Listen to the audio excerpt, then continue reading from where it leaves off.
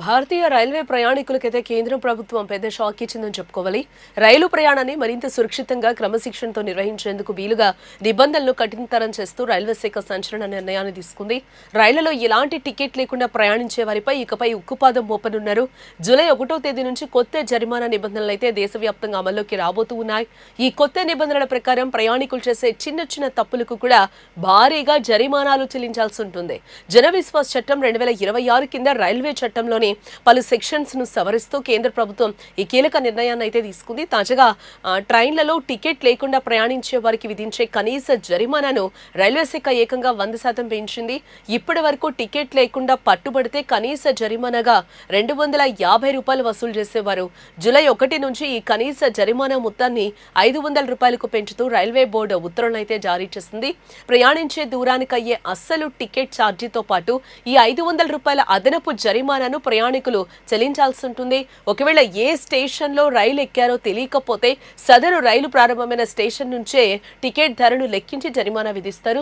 ఈ పెరిగిన జరిమానాలు రైల్వే ప్రయాణికుల్లో తీవ్ర చర్చకైతే దారితీస్తున్నాయి ఇప్పుడని చెప్పుకోవచ్చు. టికెట్ లేకుండా ప్రయాణించడమే కాకుండా ఇతరుల పేరు మీదున్న రిజర్వేషన్ టికెట్స్ తో ప్రయాణించడం కూడా ఇకపై చెల్లదు.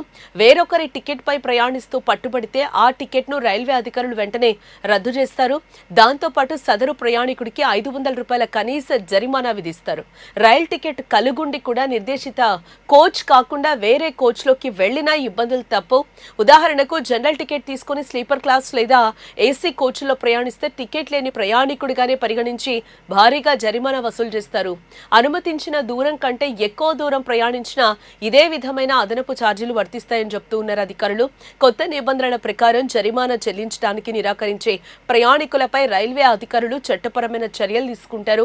రైల్వే కోర్టుల ద్వారా సదరు వ్యక్తుల నుంచి జరిమానా రికవరీ చేయడంతో పాటు గరిష్టంగా 6 నెలల వరకు జైలు శిక్ష విధించే అవకాశం కూడా ఉంటుంది.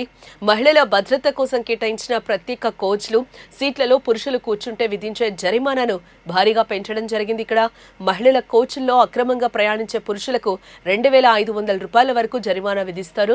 రైల్వే సిబ్బంది సదరు ప్రయాణికులను రైలు నుంచి వెంటనే దింపేసేలా కొత్త చట్టం పూర్తి అధికారాలను కల్పించింది. ఇక్కడ రైళ్లలో రైల్వే స్టేషన్స్ ఆవరణలో భిక్షాటన చేయడం, అనధికారికంగా వస్తువులు విక్రయించడంపై రైల్వే శాఖ పూర్తిగా నిషేధం అయితే విధించింది.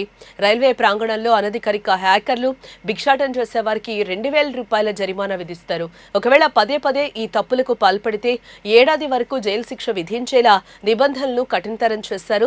రైళ్లలో ప్రయాణికులకు ఇబ్బంది కలిగిస్తూ అసభ్యకరంగా ప్రవర్తించే వారిపై, బూతు మాటలు మాట్లాడే వారిపై ₹1,000 జరిమానా విధిస్తారు. మద్యం సేవించి తోటి ప్రయాణికులను ఇబ్బంది పెడితే రైలు నుంచి వెంటనే దించేసి చట్టపరమైన చర్యలు కూడా తీసుకుంటారు. ట్రైన్లలో నిషేధిత ప్రమాదకరమైన వస్తువులను రవాణా చేసే వారిపై రైల్వే శాఖ అత్యంత కఠినంగా కూడా వ్యవహరించనుంది. ప్రమాదకర వస్తువులు కనుక రైళ్లలో గుర్తిస్తే కనీస జరిమానాగా ₹10,000 వసూలు చేస్తారు. ప్రయాణికుల రాకపోకలు సాగించే రైల్వే ట్రాక్లు నిషేధిత ప్రాంతాల్లోకి అక్రమంగా ప్రవేశిస్తే ₹500 జరిమానా విధిస్తారు.